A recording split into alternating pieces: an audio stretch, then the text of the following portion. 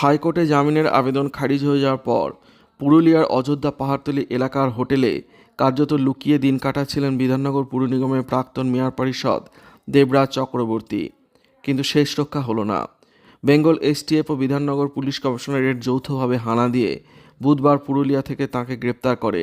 বৃহস্পতিবার তাঁকে আদালতে তোলা হবে।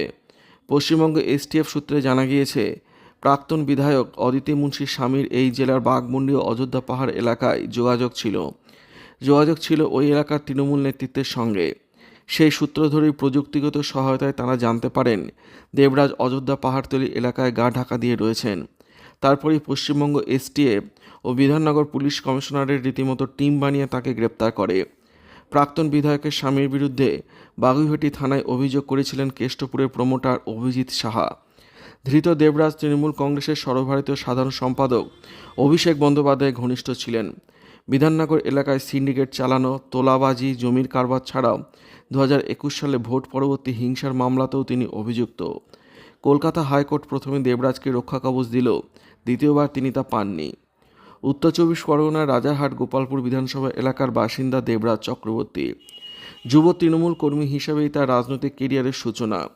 2013 সালে পুরসভার নির্বাচনে প্রতিদ্বন্দ্বিতা করতে চেয়েছিলেন দেবরাজ, কিন্তু তৃণমূল তাঁকে টিকিট দেয়নি। 2015তেও মেলেনি টিকিট। তারপর কংগ্রেসে যোগ দেন তিনি। বিধাননগর পুর নিগম এলাকার 7 নম্বর ওয়ার্ড থেকে কংগ্রেসের টিকিটে লড়েন তিনি, জিতেও ছিলেন। পরবর্তীতে ফিরে যান তৃণমূলে। বিয়ের পর স্ত্রী অদিতি মুন্সিকে রাজনীতিতে নিয়ে আসেন। 2021 সালে রাজারহাট গোপালপুর আসনে বিধায়ক হন তিনি। দেবরাজের বিরুদ্ধে আয় বহির্ভূত সম্পত্তি, তোলাবাজি সহ নানা অভিযোগ রয়েছে।